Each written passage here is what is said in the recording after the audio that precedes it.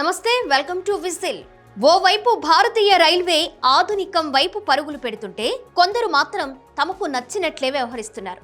ప్రధానంగా బీహార్, ఒడిశా వాసుల తీరుపై ఇప్పటికే ఎన్నో విమర్శలున్నాయి. రైళ్లలో శుభ్రత పాటించడంతో పాటు టికెట్ తీసుకుని ప్రయాణం చేయడంలో ఉత్తర భారతీయులతో పోలిస్తే దక్షిణ భారతీయులు చాలా బెటర్.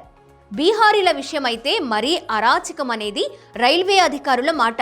టికెట్ లేకుండా ఏ బోగీలోకి అయినా వచ్చేస్తారు, ఏ సీట్లో అయినా సరే కూర్చుంటారు. ఇదేంటని అడిగితే దాడి చేసేందుకు కూడా తెగబడతారు. వందే భారత్ ఎక్స్ప్రెస్ రైళ్లు సామాన్యుల కోసం కాదు అనే టాక్ ఉంది. ఎందుకంటే వీటిలో టికెట్ ధరలు చాలా ఎక్కువ. సెమీ హై స్పీడ్ రైలు కావడంతో ప్రయాణ సమయం చాలా తక్కువ.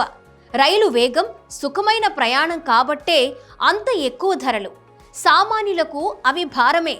అందుకే చాలామంది వందే భారత్ బదులు ఇతర ఎక్స్ప్రెస్ రైళ్లలోనే ప్రయాణిస్తున్నారు.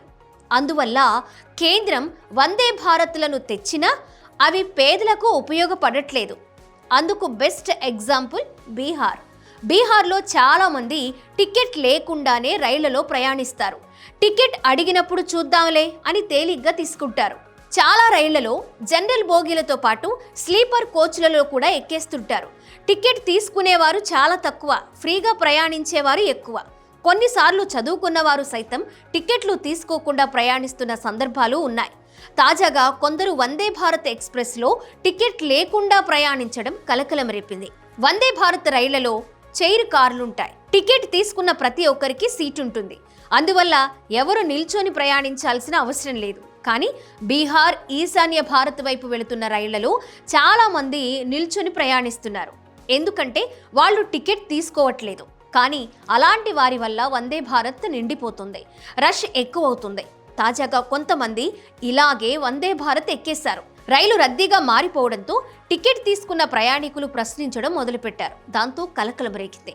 టికెట్ లేకుండా ఎక్కిన వాళ్ళు వందే భారత్ రైళ్లలో సీట్లలో కూర్చోవట్లేదు, నిల్చొని ప్రయాణిస్తున్నారు.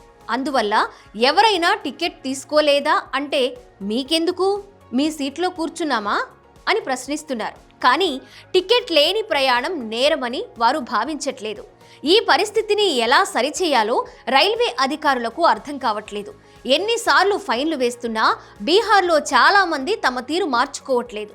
బీహారీలు అంతే, టికెట్లు కొనరు, ఫైన్ చెల్లిస్తారు అని నెటిజన్లు సెటైర్లు వేస్తున్నారు.